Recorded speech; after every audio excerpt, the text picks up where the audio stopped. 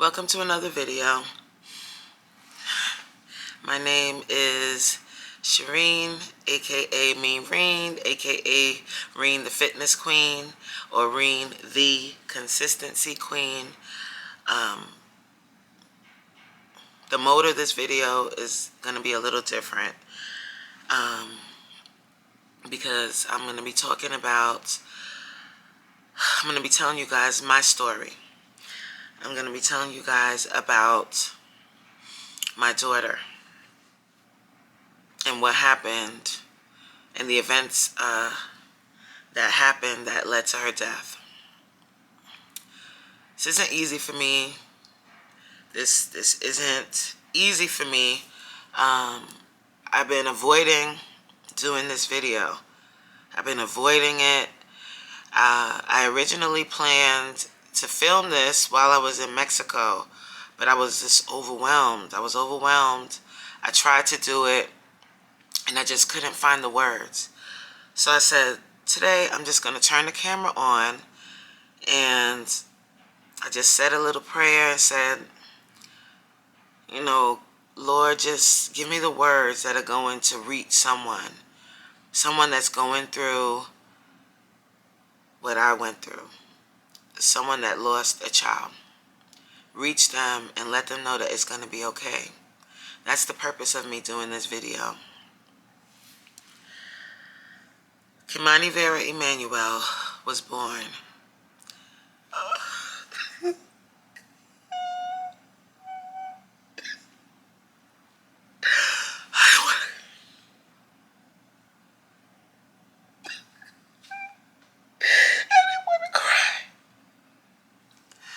I didn't want to cry. Oh my God. I didn't want to cry.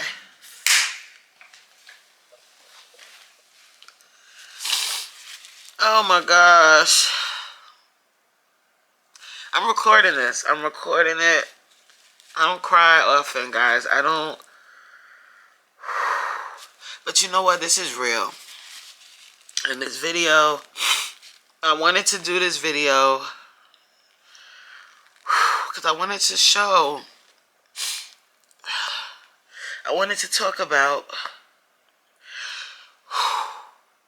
the reality of losing a child. It hurts. It hurts.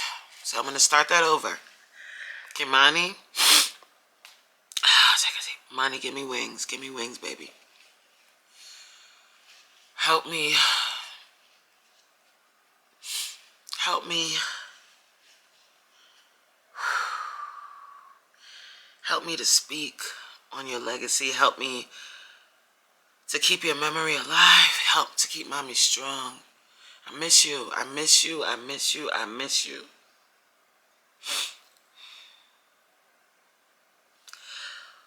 Kimani Vera Emmanuel was born on February 6th, 2003. The labor was intense. I was in labor for 23 hours. I was 23 years old, going on 24. No, I was 23. I think I just turned 24. I can't remember. I was either 23 or 24. The labor, woo! I was in pain. I was screaming down the hospital. And I was fully dilated. I was getting ready to push. I was pushing. And I felt this incredible pain. Like, beyond the pain that I was already feeling. And something said, stop pushing. So I did. I listened. I stopped pushing. The doctors were like, no, don't stop, push. And I was like, no, I refuse. I'm not pushing anymore. Something is wrong. So they rushed me in for an emergency C-section. And sure enough, the cord was wrapped around my baby's neck and her shoulder. While she was in the womb, I know how she got that cord wrapped around her neck and shoulder, because while she was in the womb, she was doing somersaults on my cervix. Somersault. She was like, oh, boom, on my cervix. On my cervix. I was in pain. So I know that's how she got that umbilical cord wrapped around her neck and her shoulder. So she was born via C-section at 2:04 a.m.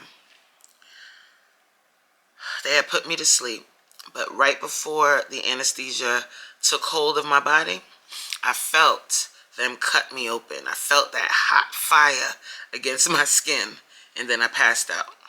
So I don't know if I passed out from the pain or if I passed out from the anesthesia.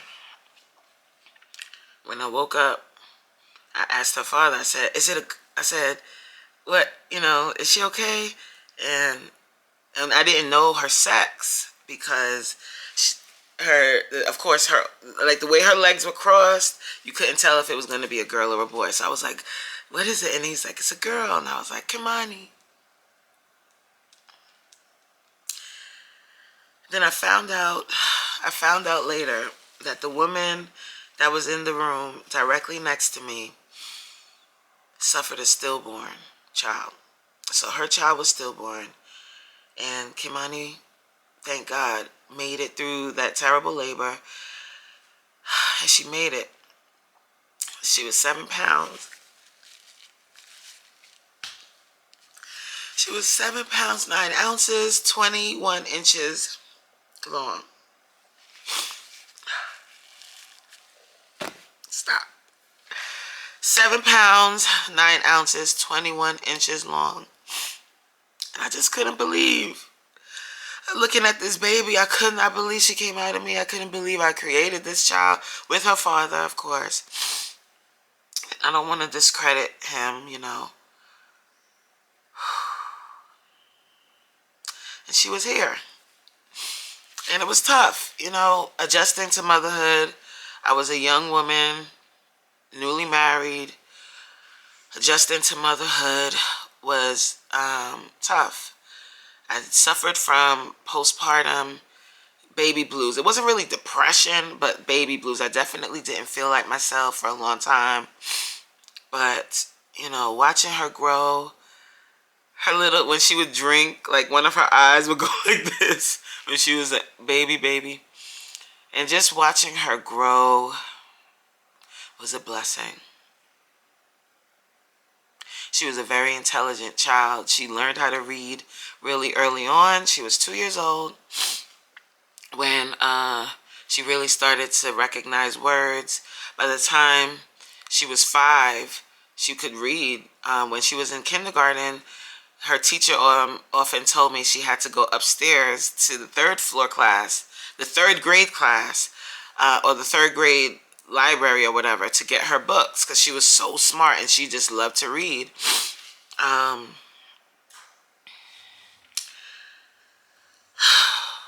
often tell this story. When she was 6, I was teaching her times tables. Like, in addition to her being in school, she also had school at home. So I bought her a lot of workbooks. That she would have to read paragraphs and then answer the questions that corresponded with the paragraph. She would always do so well with those, and she would blow my mind all the time. So I was teaching her 6 times tables, and I showed her the trick. I told her, to find out the next answer, you just add 6 to the next answer, and so forth, all the way down the line. So I told her how to do it. I gave her a few examples, and then I sent her in her room to figure it out. She came back, and she had completed all of them, but she had 2 answers incorrect. I didn't tell her what 2 were incorrect. I just sent her back in her room and said, there's 2 wrong, figure it out. So I could hear her in her room like, why doesn't she just tell me the answers? Like she's like in there. But when I tell you, maybe 10 minutes later, she came back and all of the answers were correct. And she blew my mind with that, because I gave her very few instructions because I wanted to see what her problem solving skills were. And she came back with this completely done, and I was just blown away by that. She was very she was also very clever, very quick with the tongue from a young age.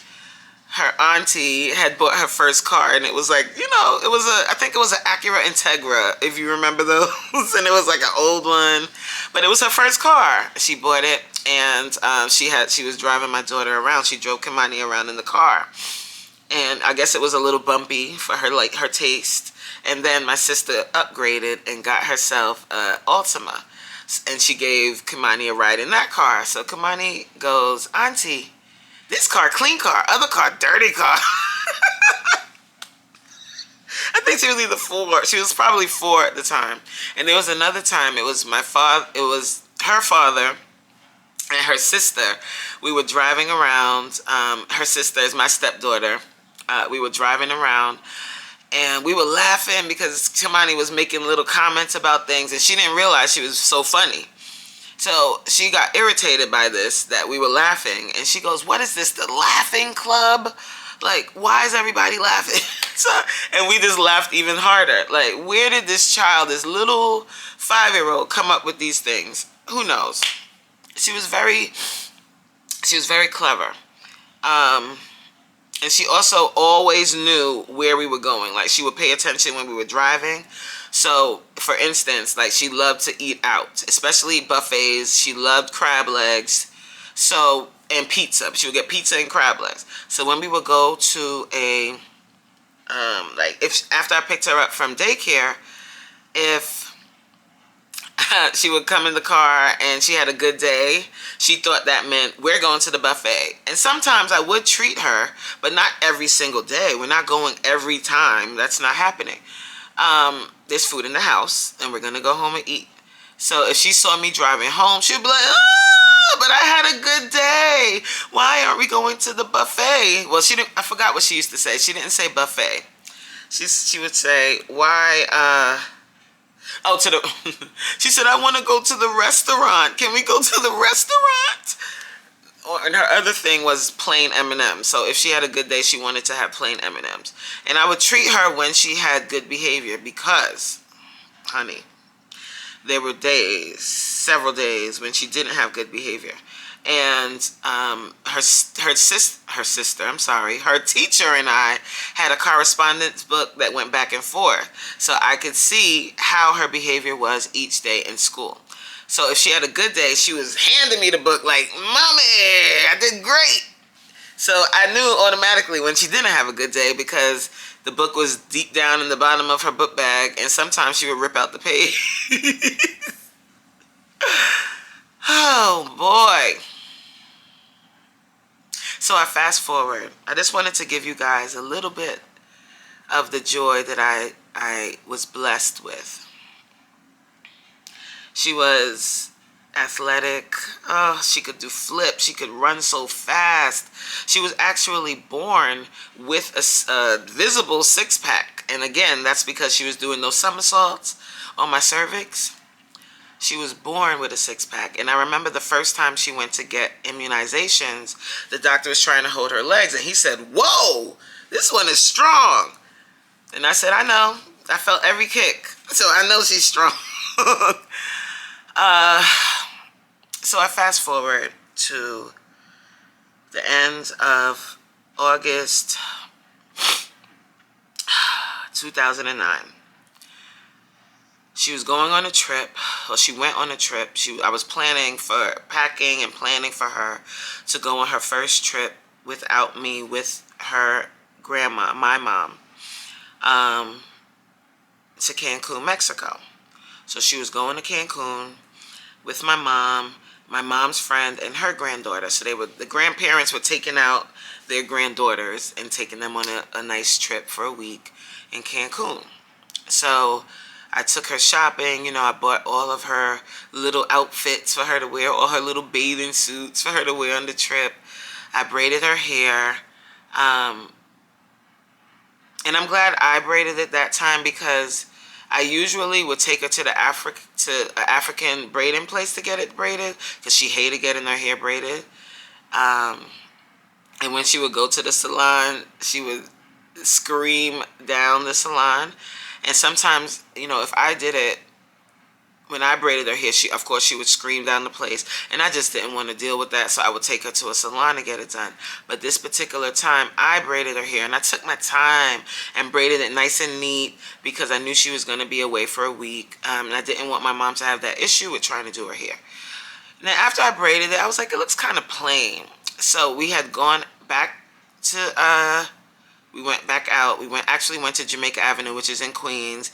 It's like a shopping center. It's not even a center. It's like just a whole strip long, like maybe 20, 30 blocks long of different stores, discount stores, vendors outside.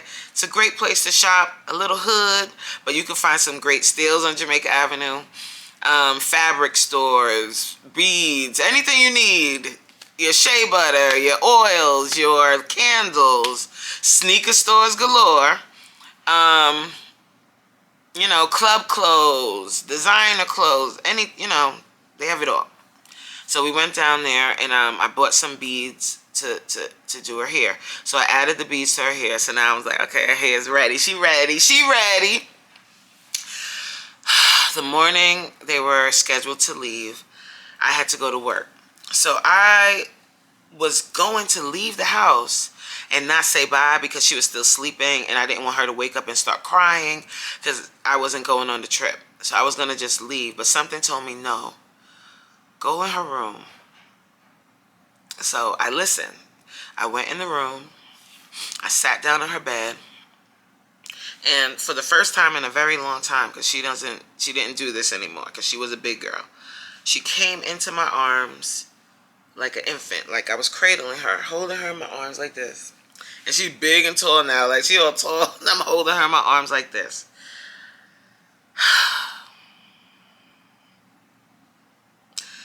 And she looked at me and said, "Mommy, I love you with my whole heart." She said, "Mommy, I love you with my whole heart." And I said, "I love you too, Mommy." I said, "You gonna be a good girl?" She said, "Yes, I'm gonna be a good girl." And I took her in the bathroom, I brushed her teeth, and then I took a picture, the final picture that I took of my child.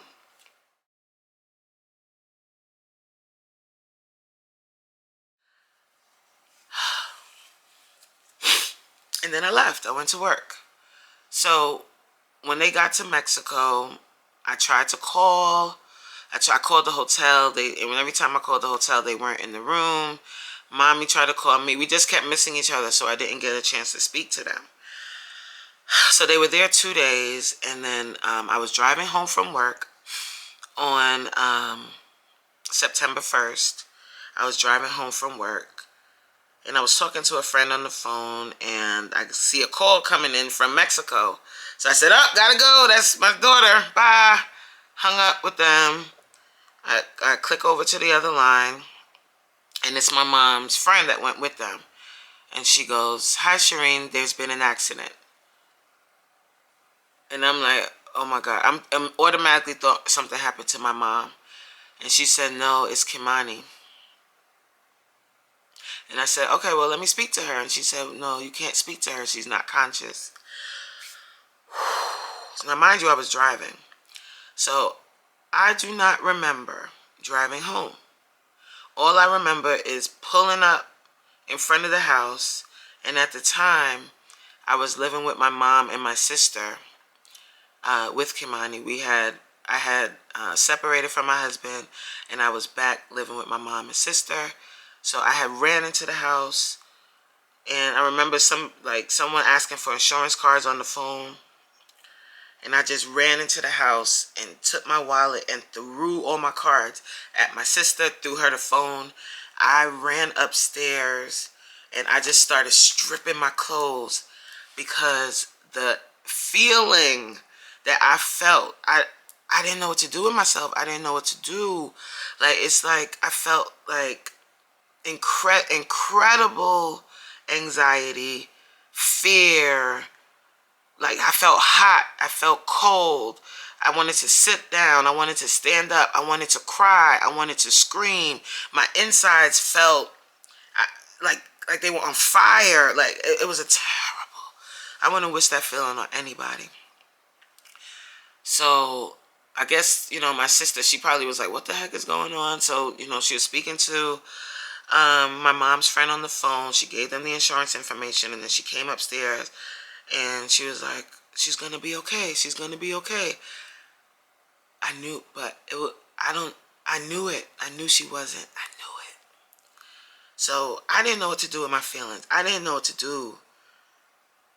I was started getting calls from family members, and they're telling me she's going to be all right. She's going to survive. She's going to be okay. And by now I have found out that she was in the pool, and she suffered from dry drowning. So what dry drowning is you don't submerge under the water, but your lungs fill up with water.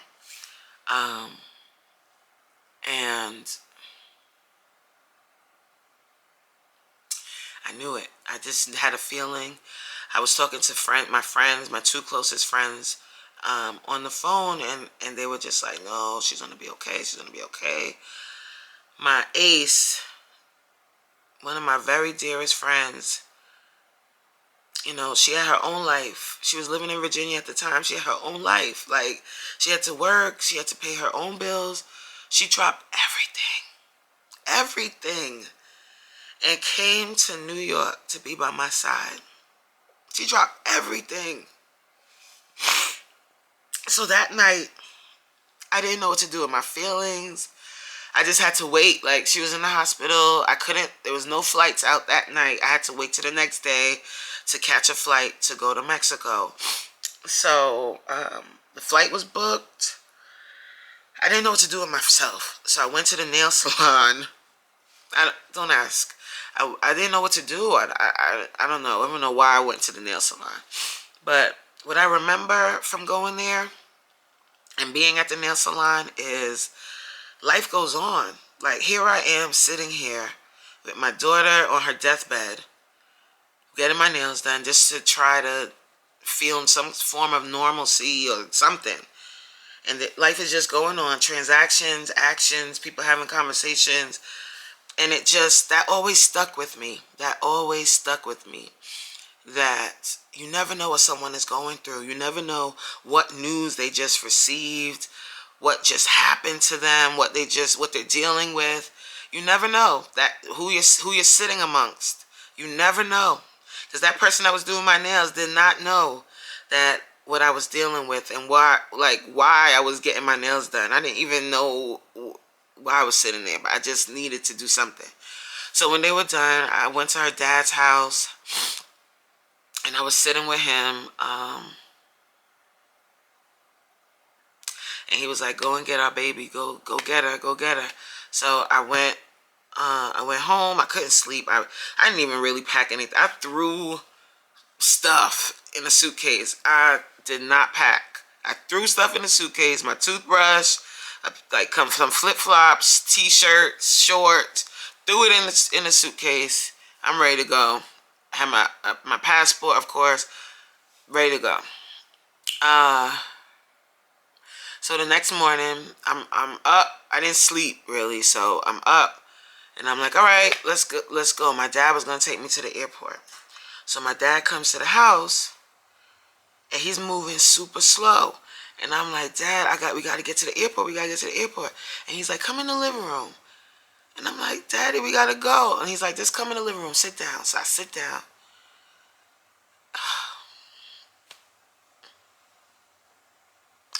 And my dad says, she's gone. I burst into tears.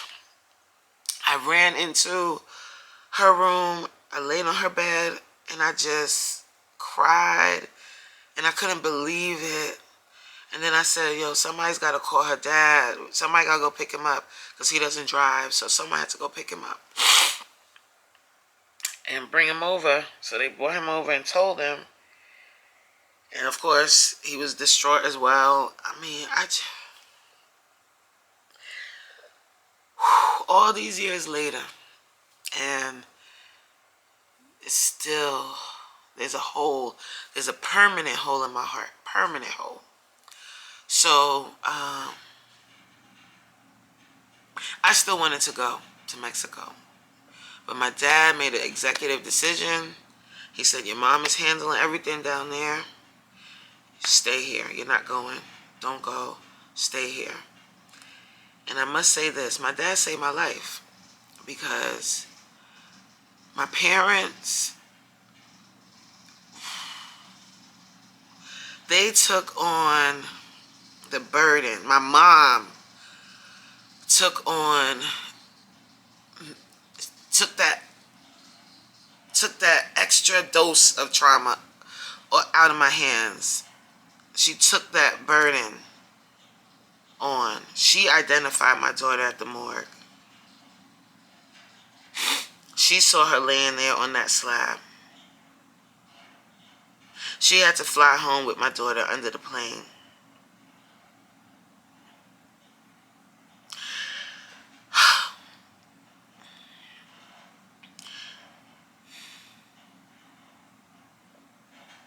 When I say a mother's love,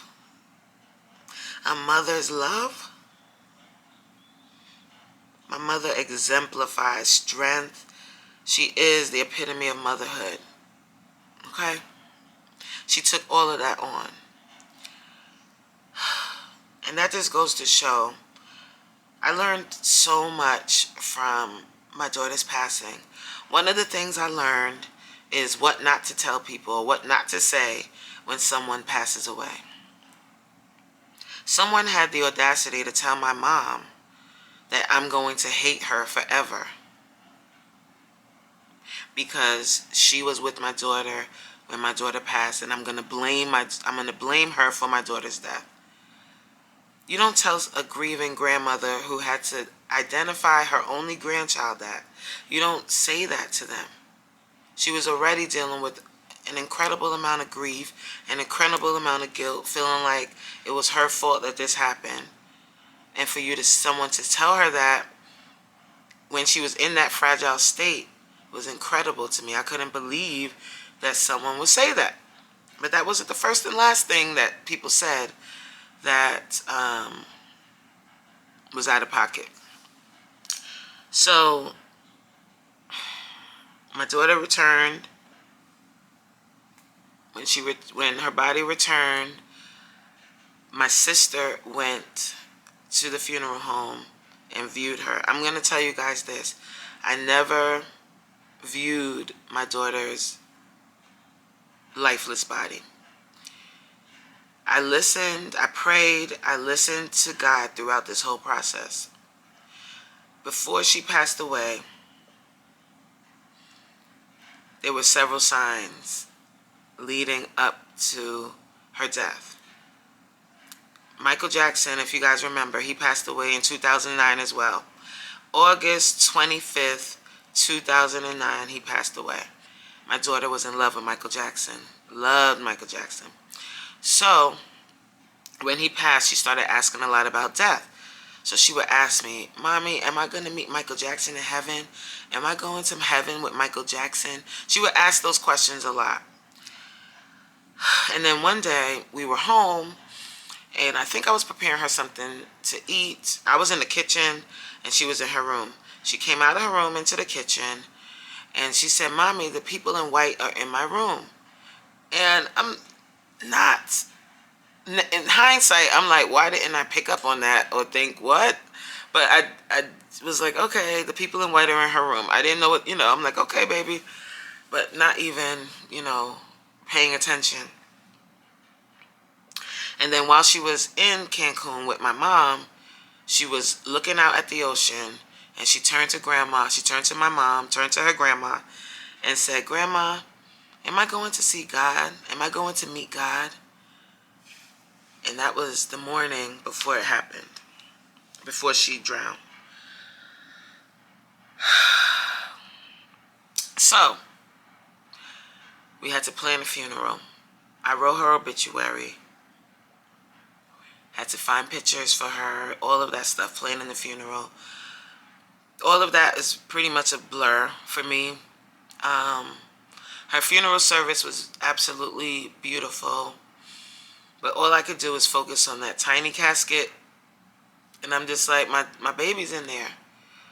I didn't cry at the funeral. I think I was all cried out at that point. I was all cried out. I cried and cried and cried. And I think by the time we got to the funeral, I just, I wanted to remember as much as possible. And I wanted to be there for my mom because my mom was not doing well. And I was very afraid that we were also going to bury my mother. So I had to be strong for her. I had to be strong. I wanted to be strong for her. And then the last thing I remember from that day, we did everything all in one day. We had the viewing, we had the service, and we buried her all on one day. And then we had the repast. So we come back for the repast. When we return, when we come back from the repast, of course there were a lot of people there. And there was one person in particular I didn't know, but she made her way over to me and she started telling me about her daughter passing. And she told me that I'm going to end up in a mental institution. And I said, I rebuke that. I rebuke that. I'm not going to end up in a mental institution. I'm going to honor my daughter's legacy. I'm going to remember the good times, and I'm going to make it out of this dark space that I'm in, that I'm feeling, and soldier on for the both of us, me and Kimani. And that's what I did. Prior to her death, I had started my fitness journey, my very first stab at losing weight as an adult, like really significant stab at losing weight as an adult. Because while I was pregnant with her, I had gained 100 pounds and I tried to lose weight and gain, but this was the first time that I really got on a workout routine and all of that. So she was following me. She would come with me, of course. She was like my little shadow. She came with me everywhere. So she was at the gym with me all the time. So at the funeral service, there were women from the gym that came to the funeral, of course.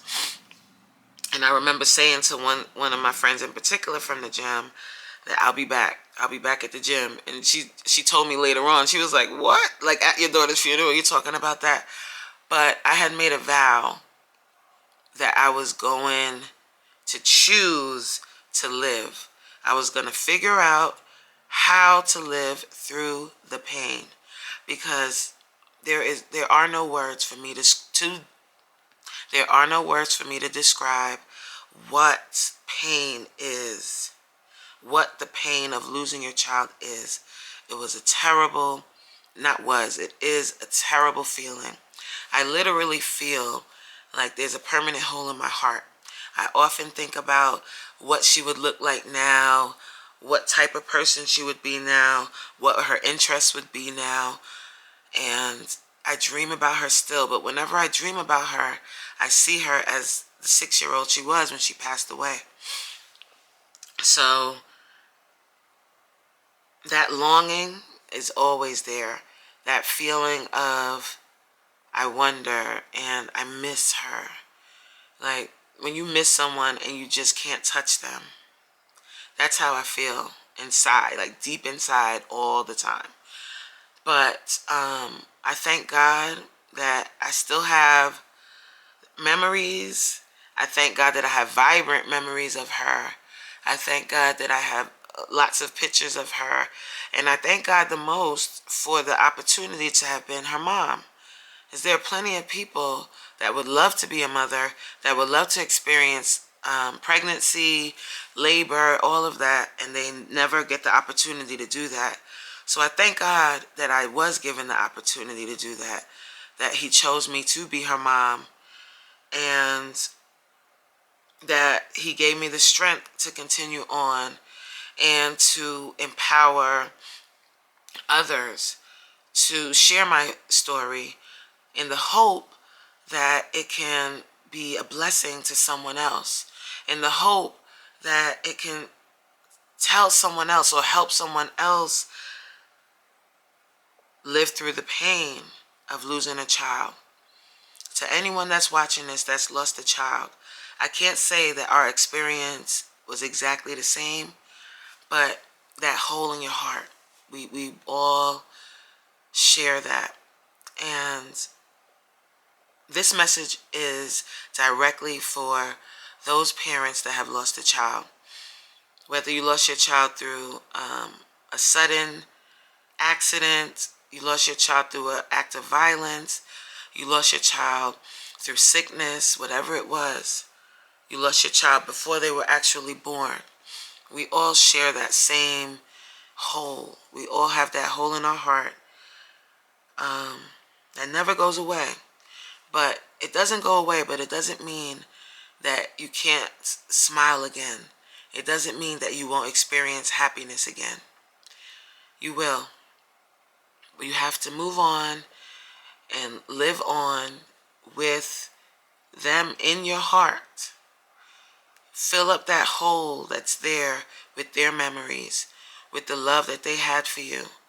And I got a tattoo here. So I also suffer from eczema. And it's really crazy that I had an outbreak right over the tattoo. So I'm going to have to get this redone. But the tattoo here says, I love you with my whole heart. The last words my daughter said to me. That was tough. That was tough to get out. That was tough to sit in front of a camera and tell the story of what happened to my daughter, Kimani Vera Emmanuel. Since her passing, I mentioned that people have, at the funeral, at the repast, after she passed, whenever I meet new people and they ask if I have children and I have to tell them the story, people don't know what to say. And I get that because it's not a normal situation to lose a child. So when people find out, or at the funeral, people will say things like, she's in a better place. You can have other children. That one. So for people that are watching that haven't lost a child, and God forbid you come across a bereaved parent, a parent that's lost a child, or a bereaved parent, please don't say you can have other children. Please don't. Just think about, you may not mean for it to be insensitive, but it's insensitive. Because even if you do have another child, it doesn't fill that hole from losing your child, the one that you did lose. Because every child is different. Every child holds a special key in your heart, a special place in your heart. And you can't replace one with the other. So, just for the record, I never did have any other children when I had my daughter. Because of the labor, because of the trauma of the labor, I had no intention of ever doing that to myself again. So I was a one and done kind of girl. So I wasn't having any more children. After she passed, I still decided not to have any more children. I have 4 stepchildren from my husband that have been a blessing to my life. I also, after I lost my daughter, I went back to work. At the time, I was working at a school, and those children at that school, they lifted me up in a way after the death of my child. Those children lifted me up, and for the rest of my life, I will always remember them. The cast of Once on This Island Junior. I was a counselor in school at the time of my daughter's passing. And I started a drama club at the school, and we had gotten a grant, a Broadway junior grant. So Broadway plays, they did for schools and for younger children, they made adaptations of plays that had been on Broadway, but made like a junior version. So we picked to do Once on This Island Junior, and that cast was phenomenal. They got to perform on Broadway, and they killed it. Like, they did an exceptional job. It was a very special time in my life, and it was also the beginning of one of the most challenging times of my life. It started with the death of my daughter. After she passed away, after that phenomenal season with those children, I got laid off from my dream job. I loved that job. I got laid off from that job. I lost my car. I couldn't pay my bills. I was a mess. So I was now on foot, childless, jobless. Ended up finding a new job, thank God. And I was able to bounce back, and I ended up getting another car. But that season of my life was hell. I lost my child. I look back at that time now, and I'm just so proud of myself for having the strength to continue on. I had lost my child, and then I got laid off, and I was unemployed for several months.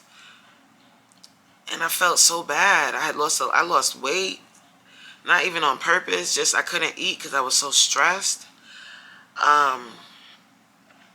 It was a bad time. But after that season, things got better. I met my future husband. At the time, I didn't know he was going to be my husband, but I met my future husband.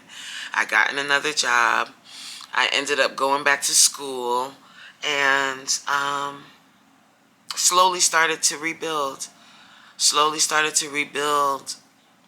And eventually I ended up moving to New Jersey, and you know, and here I am today. So I just want to tell you, I just want to end this video by saying everything that I do, from the business I have now, which, sidebar, was named by my daughter, and the color purple, I use the color purple in all of my business, in my logo and everything that relates to the business, because that was my daughter's color. She loved purple. At her funeral, I wore purple shoes. I had purple on in her memory. I asked everyone at the funeral to wear white instead of black. And if they had purple, they could wear purple.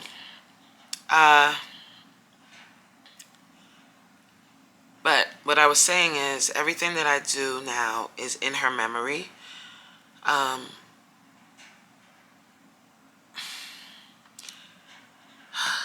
This, you know, this is all for her. It's all in her memory. On those days when I don't feel like it. Even, you know, when I first came to New Jersey, by 2014, I had started a weight loss journey, and I lost about 80 pounds, and then I fell off and gained all that weight back and some more weight. I told that story before. But even in that, even in my slip back into my former habits, when I decided and made that decision to get to the place where I am now and to change my life, to make it a lifestyle change, I asked her, and I always, whenever I'm feeling down, I say, Kimani, give me wings. That's help me to fly. Help mommy fly. Help mommy through this time. And she's my guardian angel. She helps me through it all. And I'm thankful for that. I'm thankful to have such a bright light walking through this life with me. And one day we will meet again. So I want to end this video by saying, sleep in peace, sweet angel, Kimani, Vera, Emmanuel. Mommy loves you. Thank you for watching. I hope this video has been a blessing to someone. You will make it.